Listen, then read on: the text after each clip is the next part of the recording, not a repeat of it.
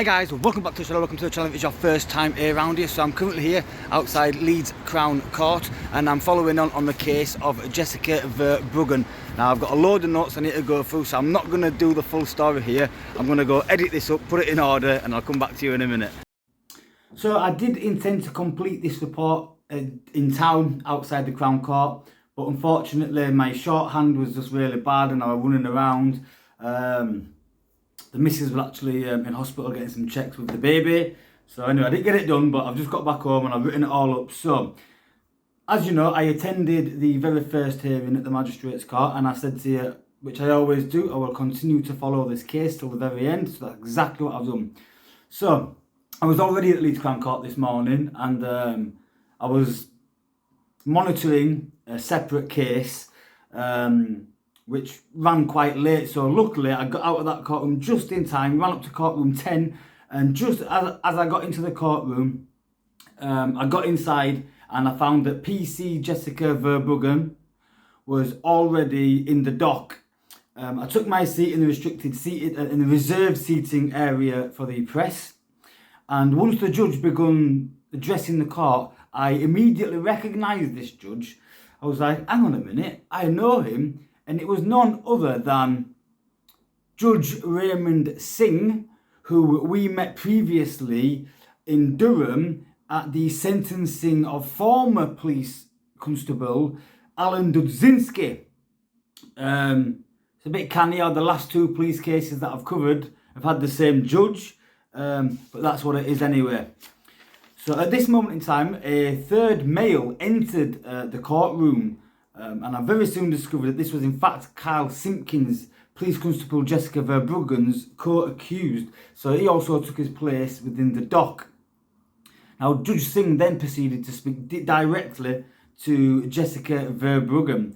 He stated that he was in some sort of shock and surprise this morning that he is now being told that Jessica Verbruggen now intends to actually plead not guilty to all offences, when it was only 1 month ago that in the Magistrates Court she had stated that she will intend to plead guilty to all charges. So since then, standing in court 1 month ago, stating that she's going to plead guilty to all charges because she was in fact guilty of them, she has now changed her pleas to not guilty. So His Honour Singh then stated to Jessica that she may think that she is clever playing the system at this moment in time, just delaying the inevitable. But the facts are the facts, and they are simple. He stated that the evidence against you, Mrs. Verbruggen, is overwhelming. You received 2 notices of intended prosecution. You filled them out. You filled them out in somebody else's name. You signed them, and then you posted them. This is already proven via the messages on your phone. So her phone was seized, and within that phone they found messages speaking to another person about what she has done. So she's already grassed herself up, so going not guilty is absolutely bonkers. He also stated that you also accessed information on multiple occasions on police databases that you had no right to access. How can you deny that? You logged on with your details, your password, in a police station, at your desk, sort of thing. You know what I mean? Like, what are you doing? He said that you also provided and produced fake COVID passports in an effort to gain access to music festivals. What game are you playing here? He asked Mrs. Verbruggen. Because it's not going to wash in this court, he said. And at this point I'm thinking, go on judge, give it to her. He said to her, he said, are you sure that you want to continue down this path, Mrs. Verbruggen? Because if you do, you know that when it comes to trial, and you are most definitely, I assume, going to be found guilty because of the overwhelming evidence, your sentence is going to be very much harsher than it is if you plead guilty today and enter your guilty pleas. She responded yes, she wants to maintain her not guilty pleas. So Jessica then pleaded not guilty to the following: 3 counts of perverting the course of justice, 1 count of making a false report of her car being stolen, 1 times fraud, which is the making of fake COVID passports, then also 3 counts of accessing police computers without lawful intent or purposes. Judge Singh then addressed Mr. Simpkins, who was pleading guilty to possession of cannabis, but also pleading not guilty to dangerous driving and driving whilst banned.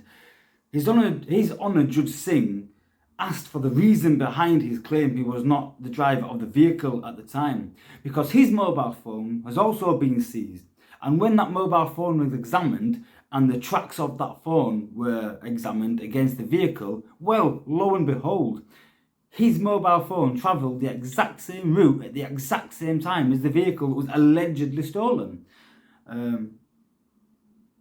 And his legal representative stated that it is claimed by the defendant that he had left his phone inside the vehicle prior to its being stolen. Therefore, that's why the tracking matches up with the vehicle. Yeah, we all believe that one, don't we? Anyways, trial has been set for 4 days, starting on the 19th of December 2023. So more than a year until trial. Both parties, Jessica Verbruggen and Carl Simpkins, were both currently enjoying the parameters of unconditional bail. However, Judge Singh decided that unconditional bail is not appropriate for the seriousness of these offences. Therefore, he added the following bail conditions to both parties.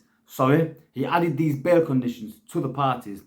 In reference to Jessica Verbruggen, it is ordered by the court that she must live and sleep at her home address known as Fold Green in Oldham every night up until the day of trial or after trial.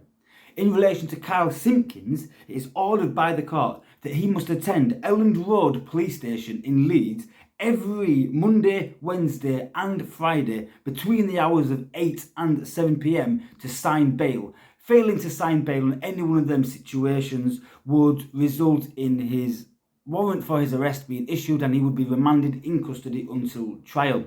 Now, Mr. Simpkins in court actually tried to protest such bail conditions. He stated that he is an NVQ level 3 plasterer and that he effectively has to travel for working sometimes. So having to be in Leeds on every Monday, Wednesday and Friday would be problematic for his professional work. However, Judge Singh wasn't having any of it and he said, "This is not up for discussion. That is my decision. Court is adjourned. You are free to go." And I was like, boom! Go on, Mr. Judge Singh. Boom! I was like, yes. And that was it, guys. I did go outside court and wait for about 20-30 minutes to try and get a video of them leaving court. But unfortunately, I was unable to do that. I waited for as long as I could, but I had to get myself off skis to the hospital because the missus was getting checked out. Because before the baby were coming, I don't know why I just did that then with baby. Before the baby were coming, but no, the baby is not coming. That'll be in a few weeks. Guys, as always, that's in my diary. So this time, later than this time next year, I will be covering that trial. So thank you for sticking around, guys. And you know what's coming. As always, until the next one, stay safe, peace and respect.